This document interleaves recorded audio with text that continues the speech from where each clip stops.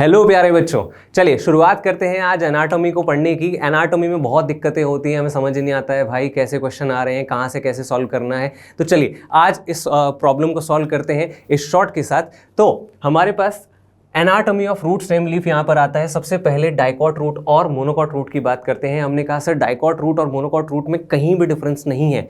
आपसे सवाल जो पूछे जाते हैं वो डिफरेंस से पूछे जाते हैं। तो हमने कहा sir epidermis single most outer most layer है, क्यूटिकल स्टोमेटा और एब्सेंट है, रूट हेयर्स प्रेजेंट है, एपिब्लेमा कहा जाता है एपिडर्मिस को। सेम चीज आपके पास मोनोकॉट में है, कॉर्टेक्स मल्टीलेयर्ड पेरेन्काइमेटस होता है, यहाँ पर भी ये सेम है। Endodermis single layered barrel shaped cells आपको देखने को मिलेंगे। यहाँ आपको कैस्पेरियन स्ट्रिप्स मिलेंगी। सुबेरियन के स्ट्रिप्स होते हैं जिन्हें कैस्पेरियन स्ट्रिप्स कहते हैं, और पैसेज सेल्स प्रेजेंट होते हैं जहाँ ये एब्सेंट होते हैं। ठीक है, पेरिसाइकल पेरेन्काइमेटस होगा, मल्टीलेयर्ड होगा।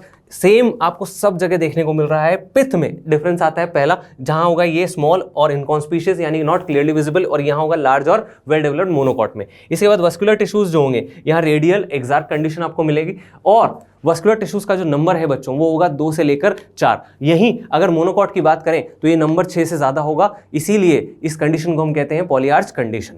ठीक है, इसके बाद स्टेम की बात करते हैं जल्दी से। तो हमने कहा sir epidermis single layered, cuticle and stomata present है, ट्राइकोम्स प्रेजेंट है। यहाँ अगेन सेम है एक्सेप्ट ट्राइकोम्स मोनोकॉट में एब्सेंट होते हैं। हाइपोडर्मिस की बात करें तो यहाँ कॉलनकाइमा और यहाँ स्क्लेरेन्काइमा।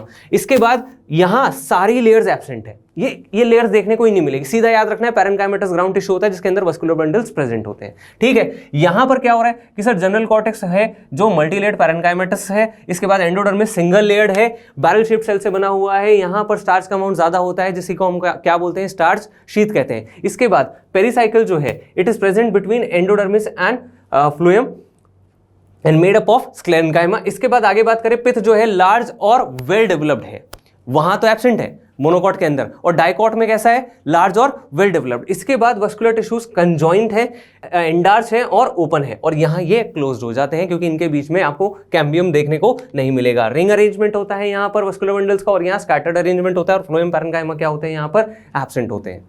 इसके बाद आगे चलते हैं, नेक्स्ट हमारे पास आता है डाइकॉट लीफ और मोनोकॉट लीफ में डिफरेंस। अगेन यहाँ एपिडर्मिस 2 सरफेसेस होंगे, यहाँ एक सरफेस पर कम स्टोमेटा होंगे और एक पर ज्यादा होंगे, यहाँ दोनों सरफेस पर बराबर स्टोमेटा मिलेंगे। यहाँ मेसोफिल सेल्स 2 अलग अलग टाइप के होंगे, पैलिसेड और स्पॉन्जी। यहाँ पर ऐसा कुछ भी देखने को नहीं मिलेगा। लूजली पैक्ड को बोलेंगे स्पॉन्जी और कॉम्पैक्टली को बोलेंगे palisade. Vascular tissues again conjoint closed endarch, conjoint closed endarch. यहाँ पर वस्कुलर टिश्यूज का साइज इनके वेनिशन से डिसाइड होगा, और एक बुलिफॉर्म सेल्स है बच्चों, इंपॉर्टेंट है।